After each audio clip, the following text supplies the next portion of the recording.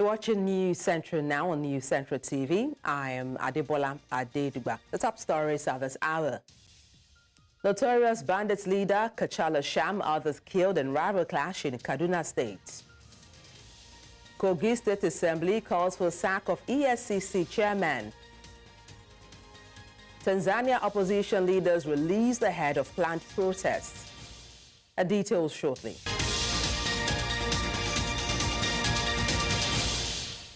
News Central now at this hour begins with security matters, where a notorious bandit leader, Kachalla Sharme, and several others have been killed in violent clash between rival gangs in Kaduna State, authorities have confirmed. Kaduna's Commissioner for Internal Security, Samuel Aruwan, stated that Sharme was killed in a fierce gunfight on Saturday in the region and Castle Forest spanning Kachia, Chikun, and Kajuru areas. 2 other bandits were also killed, while 5 sustained severe injuries. Sharme's gang was responsible for numerous attacks, including the July 2021 abduction of 121 students from Bethel Baptist High School. Aruwan described Sharme's death as a significant victory in the fight against banditry in the northwest, with some kidnapped victims reportedly escaping during the clash.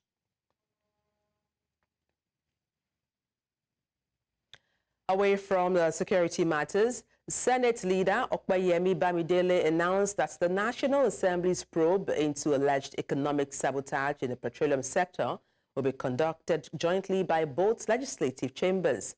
Bamidele, chair of the Senate Ad hoc Committee for the investigation, stated that the inquiry will focus on issues like crude oil theft, refinery maintenance failures, substandard fuel imports, and supply disruptions.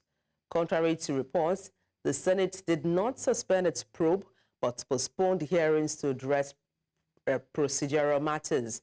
He added that the investigations aims to uncover the roots of sabotage and improve petroleum industry. Bamidele also noted that the Senate is awaiting the new medium-term expenditure framework and is preparing for the ongoing review of the 1999 Constitution. The Federal Executive Council, FEC, approved the establishment of a disaster management fund, and this was disclosed to journalists on Monday by Minister of Finance and Coordinating Minister of the Economy, Wale Edo, at the State House in Abuja after the Federal Executive Council meeting presided by President Bola Tinubu.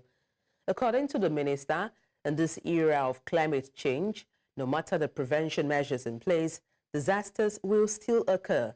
He emphasized the importance of pooling funds from various sectors and being prepared when disasters strike. Let's now head to Edo State with updates on the outcome of the governorship election. The People's Democratic Party, PDP, has officially rejected the Edo State governorship election result announced by the Independent National Electoral Commission, INEC. And during a press conference in Abuja, PDP acting national chairman Umaru Damagum called on concerned Nigerians to support the party's rejection of the election result. He asserted that the PDP candidate, Aswe Ighodalo, was the rightful winner of the election. Meanwhile, the PDP candidate, Aswe Ighodalo, says his mandate has been brazenly stolen. Ighodalo condemned what he calls the shameful subversion of the will of the voters. In a statement released on Monday, Ighodalo thanked the people for believing in him and supporting him throughout the journey. We must give thanks to God Almighty. We give thanks to God for the gift of life, the gift of health, and for the love you all have shown me. I want to extend my heartfelt gratitude to each and every one of you who has stood by us on this incredible journey. I would like to particularly thank the good people of Edo State who defied the rains, the intimidation, the threats of violence, harassment, arrests, and financial inducements to cast their votes for us overwhelmingly last Saturday, 21st September 2024. You are the true heroes of our democracy, and your sacrifices for a better Edo State will never be forgotten. My aspiration was not born out of the love for power, but a genuine desire to serve the people and create a pathway to prosperity for all in Edo State. I traveled through every ward and every local government area, sharing this message and engaging in meaningful conversations with you. To all our beloved supporters, we thank you for believing in this vision, for your countless hours of dedication. Still on election matters, members of the All Progressives Congress APC in Auchi, Edo State have dismissed allegations of election rigging leveled by the People's Democratic Party, PDP, at the just concluded governorship election. And this was as they held the victory parade following their success at a poll, which they say the APC candidate, Monday Okpewolo, beats his closest rival, the candidates of the PDP, Asu Godalo, at the poll. Our correspondent, Amadine Uyi, tells us more.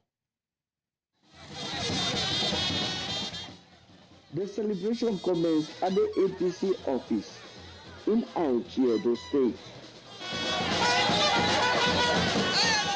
Young and old, male and female, party faithful, they came out in their numbers to celebrate the victory of the All Progressives Congress at the just concluded Edo State governorship election.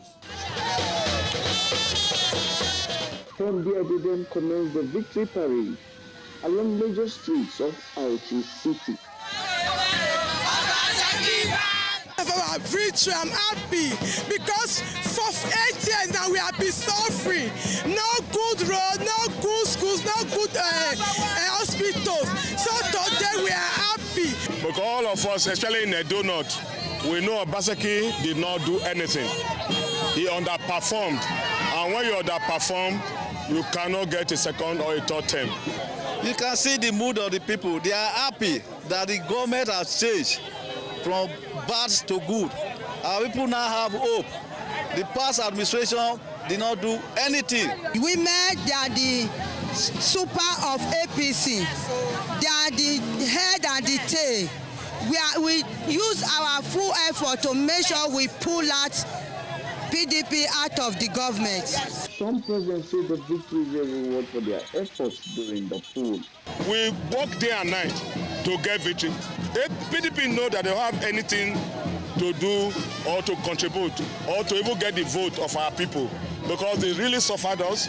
Nothing to show in Esako West that was done by Governor Obaseki's administration. Rather, it's fight, fight, fight. They also took time to dismiss allegations of election rigging by the People's Democratic Party, saying they should prove their claims. We did not rig election. It was fair election. We did not rig. Everything is in the internet. We won it free and fair. We did not rig it. We were tired of PDP and we decided to sweep them away.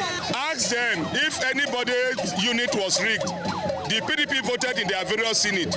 Were there any rigging in their various unit? If there's no rigging in their unit, there's no rigging in my unit. There was no rigging in Edo State. It is the cry of the loser. Anybody that lost election, we accuse opponent that they rigged the election. In this part of the state, nobody rigs election. The work our leader has done when he was governor for 8 years is testimony to it. So that anytime he asks us to go and vote for APC candidate, we always trust that candidate.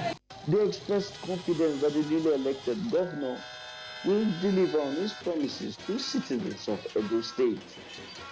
In Auchi, Edo State, for News Central, I am Amadine Uyi. Reactions have continued to trail the conclusion of the Edo State governorship poll. Now, while some residents of Auchi located at Esako West local government area dispute the integrity of the poll, others say it was a victory for the All Progressives Congress APC and highlight several areas that they desire the newly elected governor to focus on when he assumes office. Yes, really, APC win. Because of this our governor, the react where react is too much because don't have feeling for anybody. anybody wey no get sympathy for anybody, so na wetin suppose na the insult wey supposed to receive na I receive so, because all the old people wey vote in, he use cane flog everybody. So if he say he can use the old power, but he don't know say power pass power. The election have come and gone. First and foremost, I would say we thank God for the election not being a bloody one. It was, to my understanding, it was peaceful. So that is all I know about the election, and then we congratulate the winner, who is the candidate of the APC. So we congratulate him, and we are urging him to be a good governor to the citizenship of Edo State. It's well deserved winning, because Edo, we think we need to change and see another better future, to see what is going to happen in the next Edo. The expectation of the Edos are so much. One, we want roads. In Edo State, we don't have roads. In this Auchi particular, there is a part that erosion is destroying, which is Uwarake Road, water tanker. So if the governor can come and do that for Edo North, we will appreciate him. We want good government. Things should be normal the way it is.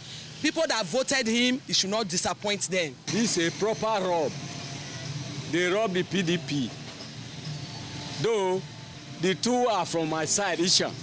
I'm an Isha man, but they rob PDP.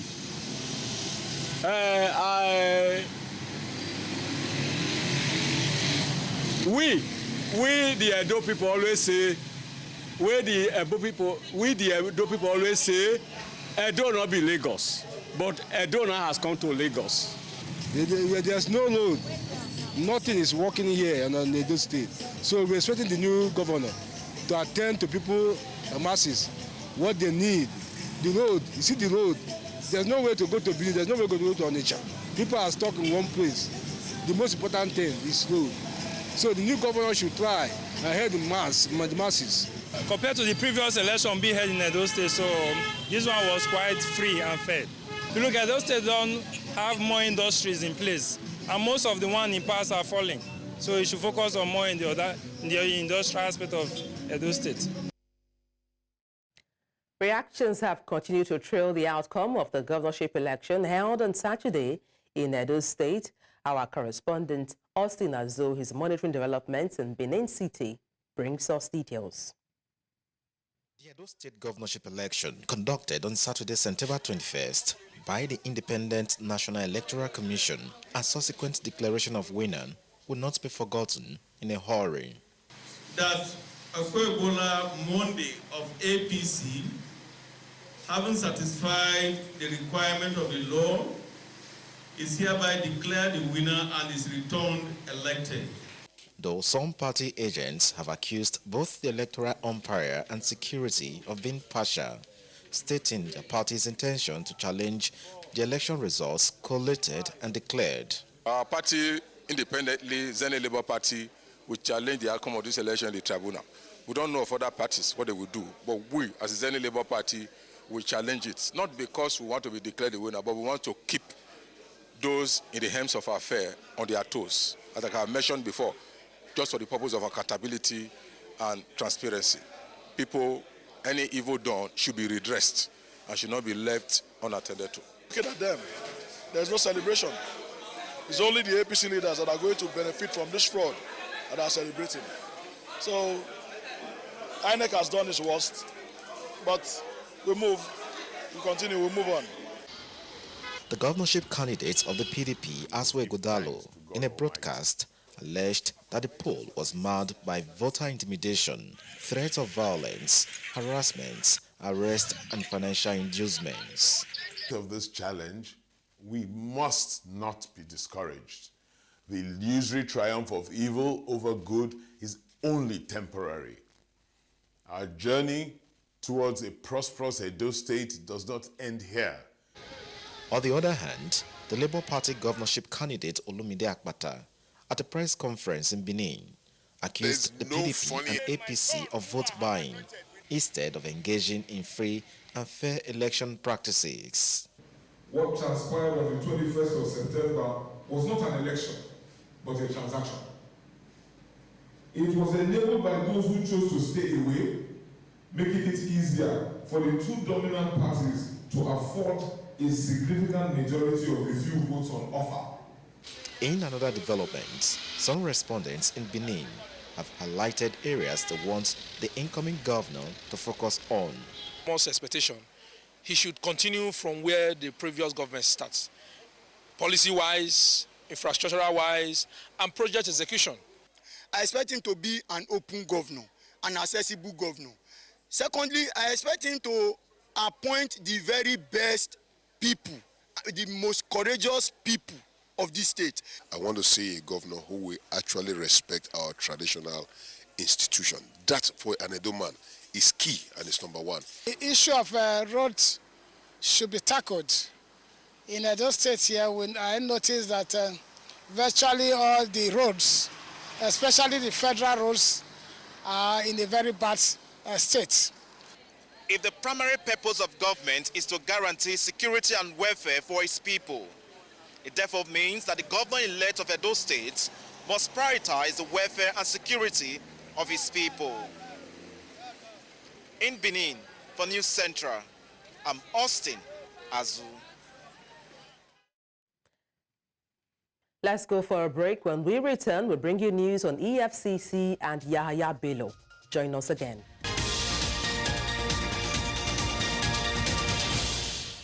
Thank you for staying tuned. The Kogi State House of Assembly has called for the immediate removal of the chairman of the Economic and Financial Crimes Commission, Ola Olukoyede, over what it called the unprofessional handling of the case against the immediate past governor of the state, Yahaya Bello. The legislatures during plenary in Lokoja, the state capital, on Monday, condemned what they described as EFCC operatives' unprovoked attack on the Kogi State government lodge, saying it was an attack on the governor of Kogi State, Alhaji Ahmed Usman Ododo, and the entirety of the Kogi people. The lawmakers accused the EFCC of assassination attempts on the former governor and the incumbent, stressing that the persecution of the former governor had gone on for too long and must stop. Mr. Speaker, how can EFCC declare the former governor Alhaji Yahya Adoza a fugitive when he has gone to court to sort his fundamental human rights?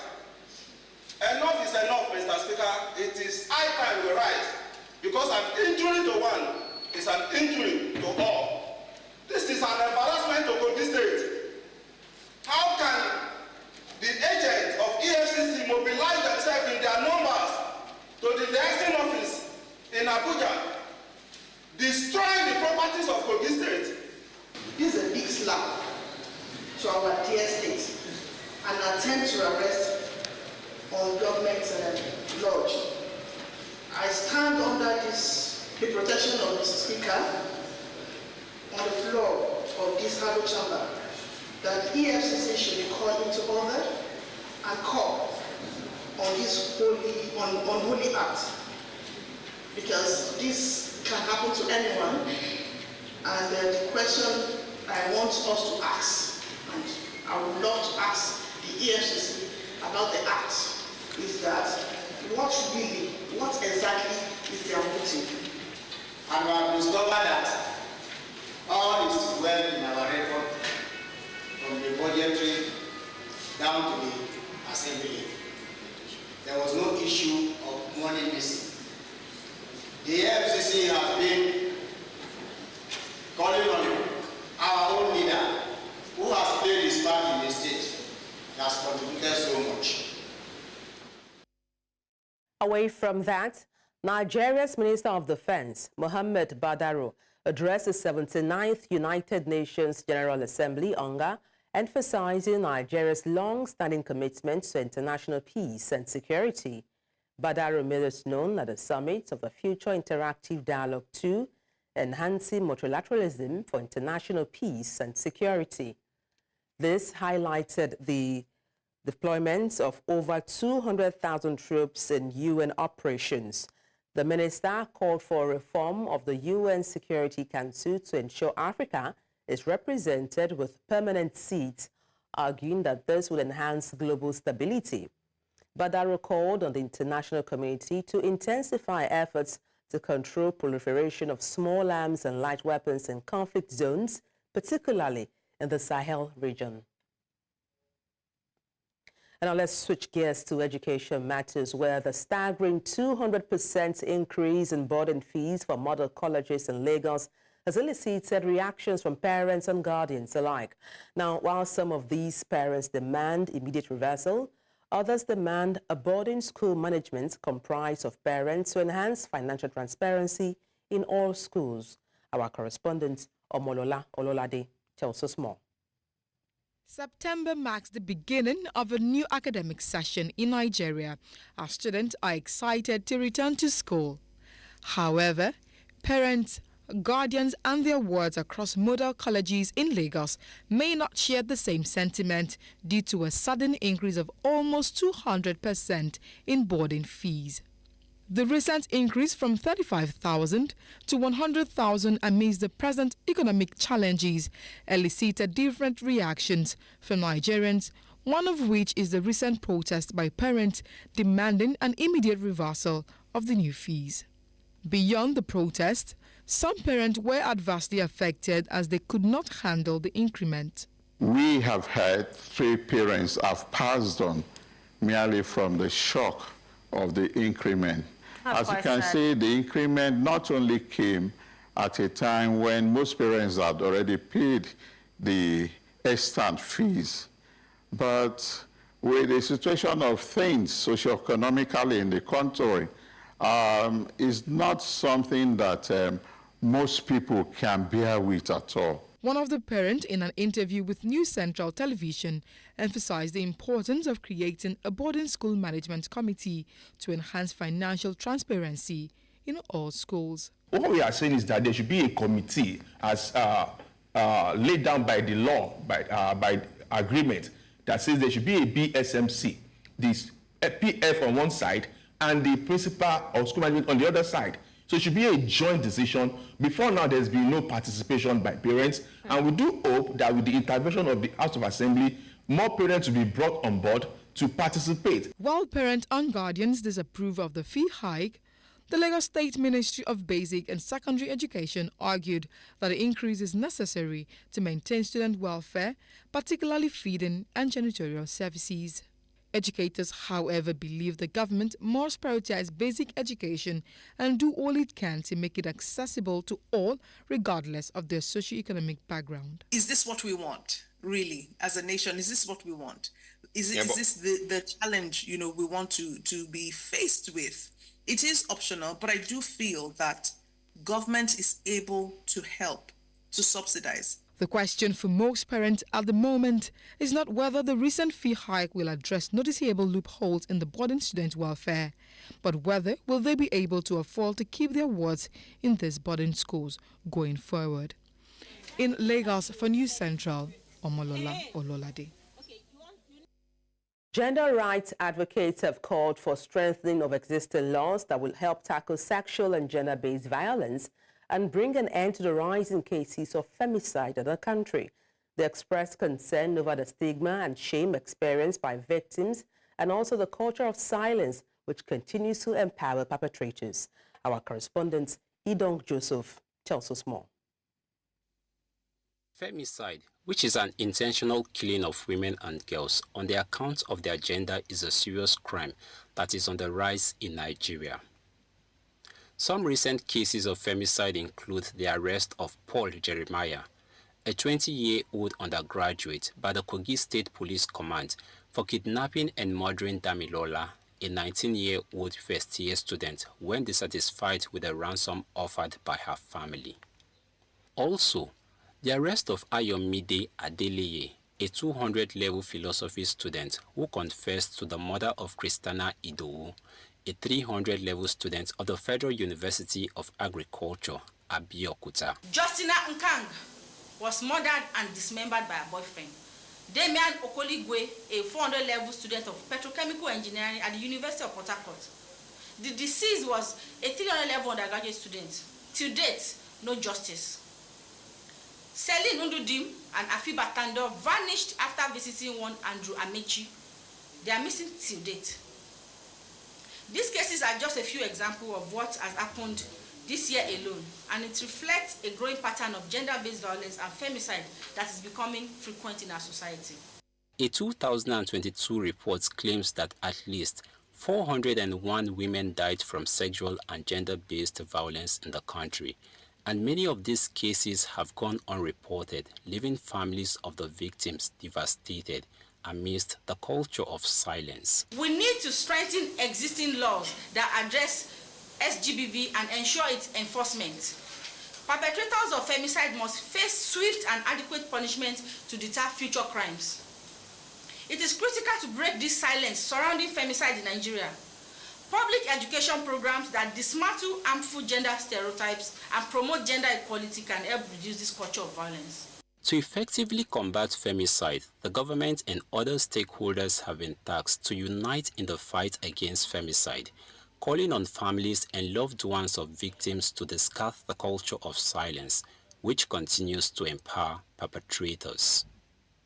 In Abuja for News Central, I am Idong Joseph. Leadership experts in Nigeria have called on the federal government to equip citizens with adequate tools and knowledge to maximize leadership potential and financial growth. And this was as experts from across several sectors converged in the nation's capital in Abuja for the 2024 National Leadership Conference. Our correspondent, Joshua Imarai, has details. The event, the 2024 National Leadership Conference with the theme Leadership Capital for World Creation, held in Nigeria's capital, Abuja. The two-day conference saw the convergence of various experts from across several sectors in the country. Participants say young Nigerians must move beyond stomach infrastructure in order to develop the necessary leadership capital for the nation. We need to know that what is at stake is too much. We are played with the future of this country so much. As a result of that, I want us to have a rethink. I want us to reinvent ourselves. I want us to repackage our values, our thinking process. I want us to focus on relearning, build a leadership capital culture that will help us take leadership seriously so that we can make the big difference that we need. There are no free lunches. Every meal you eat has been paid for. Even if I invite you to come and have a free meal with me, I have paid for it. So nothing is free, okay? And then you don't deliver what you didn't design. So you must intentionally plan your life, design your life, tell yourself where you want to go to and how you want to go there, which means you must keep evaluating, auditing your credentials. Other experts urge citizens to look for alternatives instead of depending solely on government programs. Honestly speaking, government should always be in the forefront. But we, the masses, must always make a choice of what we want. And we have to tell ourselves, we must make sure we get the best from the system. We don't need to put people in office who cannot deliver. And if every one of us is gainfully employed, doing something, even outside of government, you will have the power to decide on what you want. We should not leave it out only onto government. Government will do their own, but you see, the moment you surrender your willpower to government, then you'll be under them forever. The conference explored key sectors including business, politics, healthcare, education, and leveraging technology for development. In Abuja for News Central, I am Joshua Imarai. Coming up, Ghana police arrest 45 protesters over economic hardship. We have details shortly. Join us again.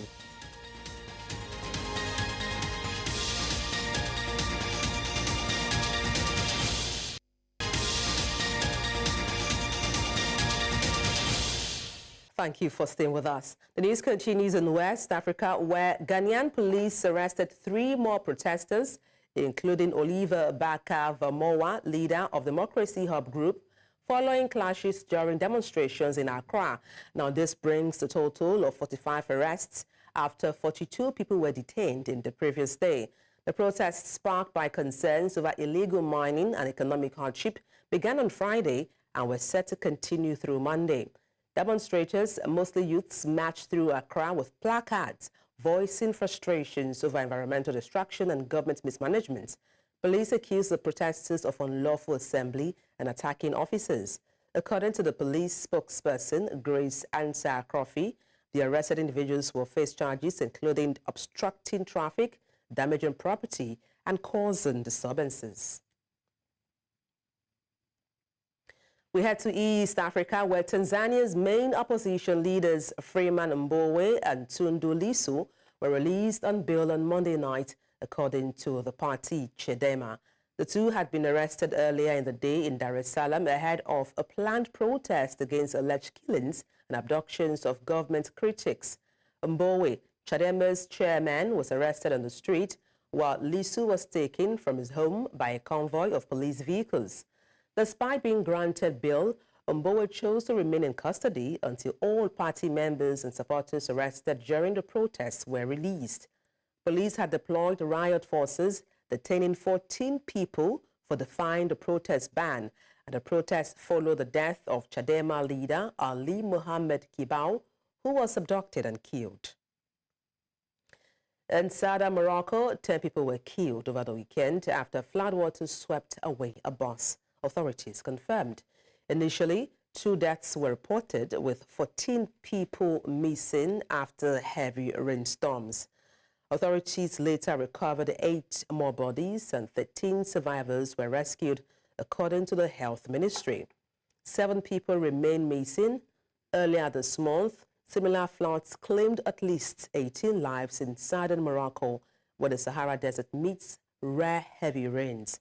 The region is also battling its worst drought in nearly 40 years, severely impacting agriculture. Experts warn that climate change is intensifying extreme weather, with more frequent storms and droughts threatening water-stressed nation. In Southern Africa, a Zimbabwe court has denied bail to the jailed opposition leader Jimson Timber and 64 supporters for a third time since their widely condemned arrest 14 weeks ago. Critics have long accused Zimbabwe's ruling ZANU-PF party, in power since independence in 1980, of stifling both democracy and dissent. Timber, leader of the main opposition Citizens Coalition for Change, and the others were arrested at his home on June 16 ahead of a Southern African summit in July. They were acquitted of the charge of disorderly conduct on September 4th, but allegation of participating in unlawful gathering remains. In the denying bail on Monday, the magistrate said there are no new circumstances warranting their release from pre-trial detention. And moving to another story, still ahead, Australia to lead proposed UN declaration on protecting humanitarian workers. We have details shortly. Join us again.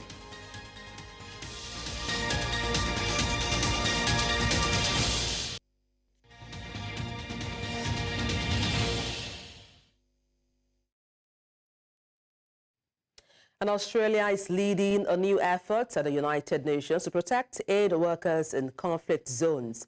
Deaths of aid workers are on the rise, with hundreds killed each year in conflicts around the globe.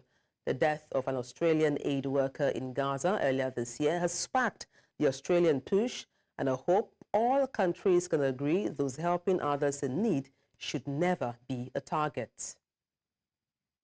This group of ministers and governments represented have determined to pursue a new declaration on the protection of humanitarian personnel, a declaration which we will prepare and develop over coming months, in which we will seek to demonstrate the unity of the international community's commitment to protect humanitarian personnel and to channel that commitment into action in all current and future conflicts.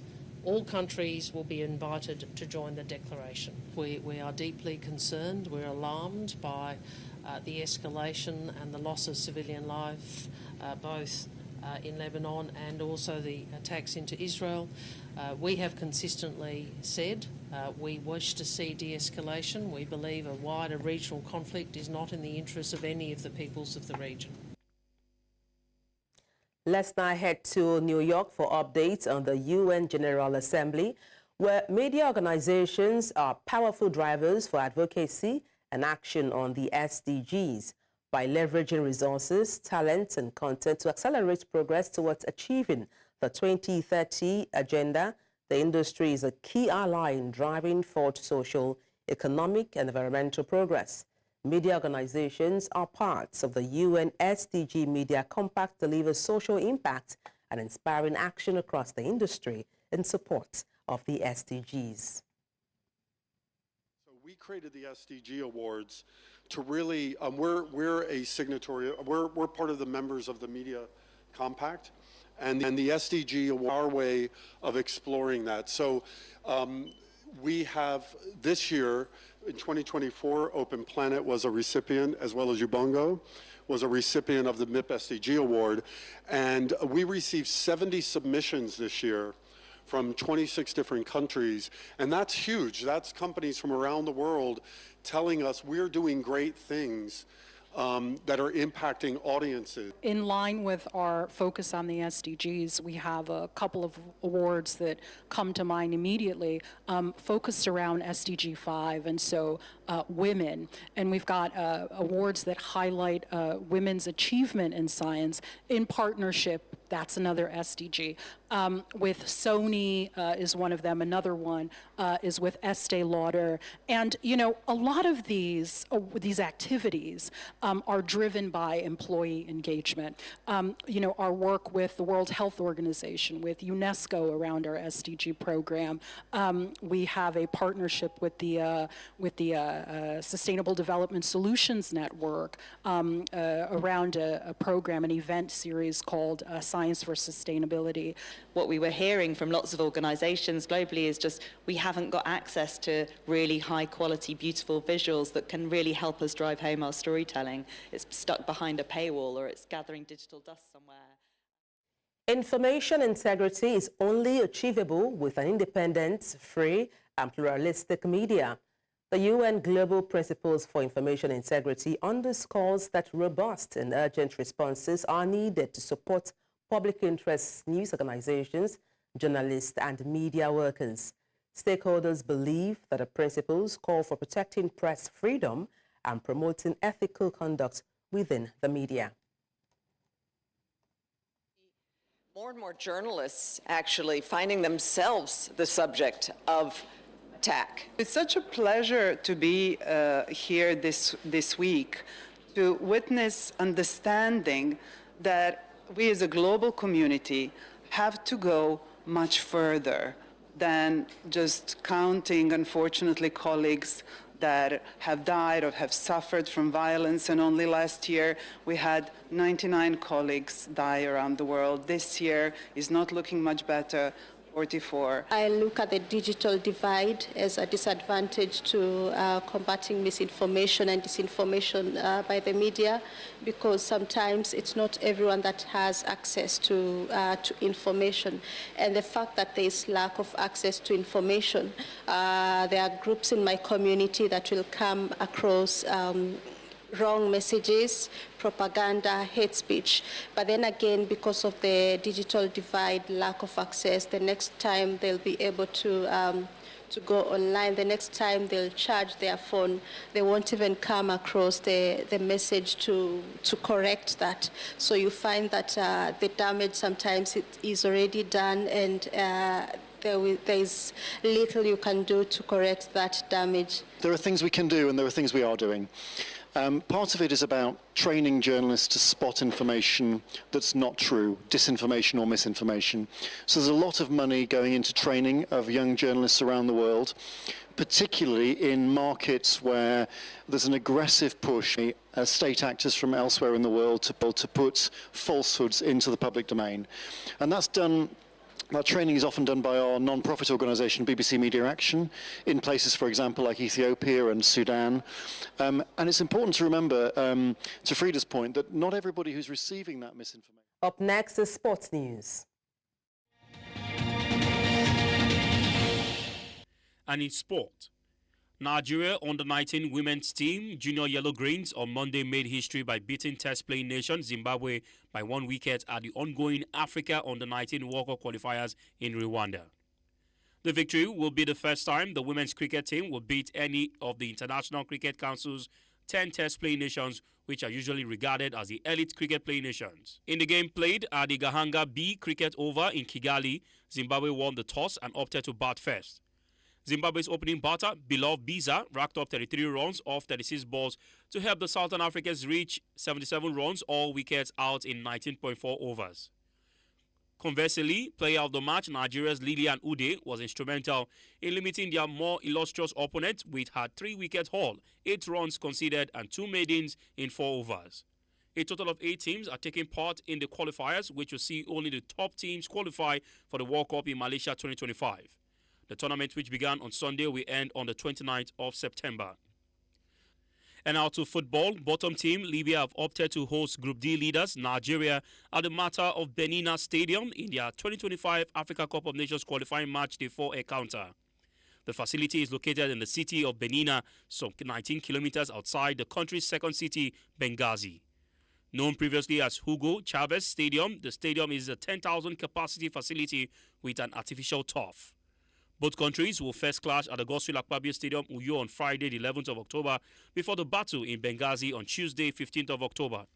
Nigeria topped the pool with 4 points after a 3-0 win over Benin Republic and its college draw with Rwanda. Still talking football, the women's team of Turkish Super League side Galatasaray have unveiled Super Falcons defender Tosin Demeyin as their latest signing. Demeyin signed a 1-year contract that will keep her at the club for the 2024-25 football season. The Nigerian started a career in the Nigeria Women's Football League, featuring for Sunshine Queens and then Rivers Angels FC. She made a breakthrough for the Nigerian Falconets at the 2022 FIFA Under-20 Women's World Cup in Costa Rica. Demeyin then made a sensational transfer to the French League with Reims, and since then she has featured for the Nigerian Women National Team at the 2023 FIFA Women's World Cup and the 2024 Paris Olympics.